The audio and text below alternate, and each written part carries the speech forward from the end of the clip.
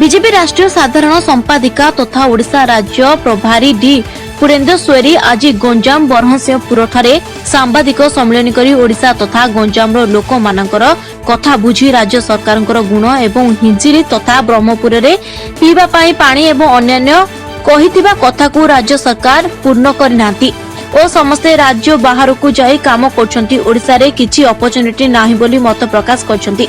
आगामी दिन रे ओडिशा को उन्नत करिबा पाई मध्य से विधिवत भाव रे बीजेपी तरफ मत प्रकाश करछंती एवं ओडिशा रे होइतिबा डबल मर्डर परी घटना को घोर निंदा करथिले। से हमारे भारतीय जनता पार्टी के कार्यकर्ताओं पर हमला हो रही है, उनकी हत्या हो रही है।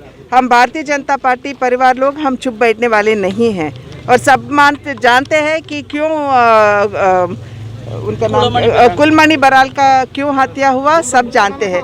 क्योंकि उन्होंने प्रधानमंत्री आवास योजना के अंदर जो घोटाला हो रहा था उसके ऊपर उन्होंने आवाज़ उठाई।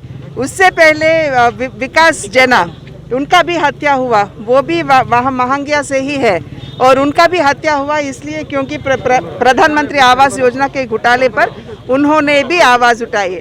यानी कि कोई भी अगर प्रदेश सरकार के भ्रष्टाचार पर आवाज़ उठाएंगे तो उनको हत्या किया जा रहा है। यहाँ उड़ीसा में ये लोग देख रहे हैं और समझ भी रही है।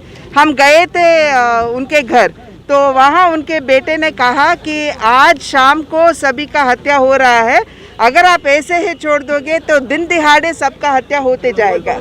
तो ये स्पष्ट रूप से हमें बताता है कि यहाँ का लॉ एंड ऑर्डर है ही नहीं उड़ीसा में।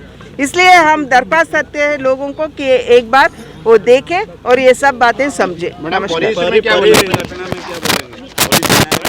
नहीं, जिस तरह से यहाँ जैसे मैं पहले बोली थी लॉ एंड ऑर्डर है ही नहीं, तो महिलाओं पर जो अत्याचार हो रहे हैं वो दिन ब दिन बढ़ते जा रहे हैं और वैसे ही बच्चों का तस्करण जो हो रही है वो भी बढ़ती जा रही है। और CRB क्राइम ब्रांच रिपोर्ट उन्होंने जो रिपोर्ट दिया था उसमें से ये कहा गया कि केवल 14% बच्चों को ही मिल पा रहे, वो लेके आ रहे वापस। यानी कि इतने बड़े पैमाने में बच्चों का अपहरण हो रहा है और हम यही मांग करते हैं कि इसको CBI को देना। हम सिट पे विश्वास नहीं करते क्योंकि लीगल पावर्स होती ही नहीं उसको, इसलिए इसको CBI को ही देना और जो वहाँ का मंत्री है अरुण साहू उनको मंत्रिमंडल से निकाल देना बस। वो इसलिए है क्योंकि हम पारदर्शक पूर्व शासन हम देश को दे पाए हैं और हम दृढ़ता से निर्णय लेने वाले शासन भी हम देश को दे सके हैं।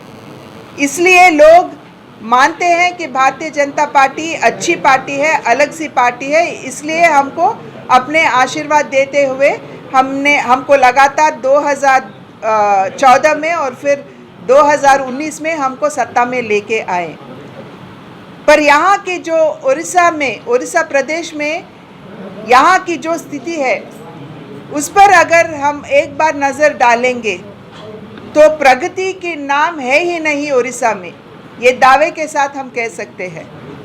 यहाँ के लोगों के मन में ये आक्रोश है कि उन्होंने जिस विश्वास से BJD को अपना वोट देके सत्ता में लेके आए उस विश्वास तोड़ गया है, टूट गया है और जो प्रगति का प्रॉमिस उनको दिया गया, वादा उनको दिया गया था, वो वादा भी अब तक निभाया नहीं गया, ये लोग समझते हैं। जैसे मेरा दौरे के समय में हर एक ज़िले में जब मैं जा रही थी वहाँ के लोगों से मेरी पूछताछ हो रही थी और बातचीत हो रही थी, वो लोग यही कहते आए कि जो बेसिक एमिनिटीज़ उनको चाहिए वो नहीं मिल पा रहे हैं। जैसे नवीन पटनायक जी जो यहाँ के मुख्यमंत्री हैं, उनके ज़िला है पर पीने की पानी तक कोई अच्छी सी सुविधा नहीं है। वहाँ के लोग को पीने की पानी तक ही नहीं मिल रही वहाँ पे। और उनकी खुद की कॉन्स्टिट्यूंसी जो है हिंजली वहाँ हेल्थ की कोई अच्छी प्रावधान है ही नहीं। वहाँ पे लोगों को दूर दूर तक जाना पड़ता है अगर उनको स्वास्थ्य के बारे में अगर उनकी कुछ इमरजेंसी हो गई तो। वैसे ही भंजनगर से मेरा आना हुआ और वहाँ का जो मंत्री है आरूप जी, वहाँ जो प्रधानमंत्री आवास योजना है केवल अपने पार्टी वालों को देते हुए जो असली लाभदारी है उनको नहीं दे रहे हैं, ये वहाँ लोगों का कहना है। वैसे ही अगर हम नवीन बाबू की इस जिले से देखें तो पलायन जो हो रही है, बड़ी बड़ी संख्या में पलायन जाते हैं इसलिए क्योंकि उनको यहाँ कोई अपॉर्चुनिटीज़ ही नहीं मिल रही है, इसीलिए वो पलायन करके वो दूसरे स्टेट्स में जा रहे हैं अभी। और जब केंद्र सरकार ने प्रदेश सरकार को कहा कि आपके पास एक रजिस्ट्री होना कि यहाँ से जितने लोग पलायन होके गए और जितने लोग वापस आए कोरोना के समय में, यहाँ प्रदेश सरकार के पास उसकी कोई रजिस्ट्री है ही नहीं, यानी उनको मालूम ही नहीं कि कितने लोग यहाँ से बाहर गए और कितने लोग वापस आए। जैसे खाने का राशन मिलना था वो उन लोगों को नहीं मिली, तो फिर से ये लोग यहाँ इस डिस्ट्रिक्ट को छोड़ के फिर दूसरे जगहों में दूसरे प्रदेशों में जाना पड़ रहा in search of employment opportunities. तो इससे हमें पता चलता है कि कैसा शासन अब प्रदेश में है। हम नवीन बाबू जी से रिक्वेस्ट करते हैं कि आप अपना घर छोड़े, एक बार बाहर आए, एक बार प्रदेश में घूमें, एक बार लोगों की बात सुने, यानी कि आंख और कान खोलकर उनके लोगों के पास आना है, घर में बैठना नहीं।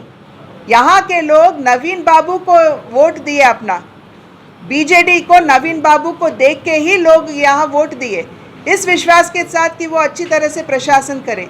यहाँ के लोग उनके बाबुओं को वोट नहीं दिए, बाबुओं से यहाँ सरकार नहीं चलेगी। इसीलिए हम कहते हैं कि मुख्यमंत्री जी को बाहर आना पड़ेगा, प्रदेश का दौरा करना पड़ेगा, यहाँ के हर एक के बात सुननी होगी, यही हमारे विनम्रता पूर्वक उनसे अनुरोध है। और हम दावे के साथ कहना चाहते हैं यहाँ लोगों को कि भारतीय जनता पार्टी ऐसी पार्टी है जो सभी डिफरेंसेस से ऊपर उठकर हर एक को संक्षेम देने में, वेलफेयर देने में जुटी हुई पार्टी है, और हमारा नेतृत्व भी इसका एक बहुत बड़ा मिसाल है। इसलिए हम जानते हैं और मानते भी हैं कि आने वाले समय में प्रदेश के लोग ज़रूर भारतीय जनता पार्टी को अपना आशीर्वाद देंगे। नमस्कार। ब्रह्मपुर कालीप्रसाद रथों रिपोर्ट, साइसुत न्यूज।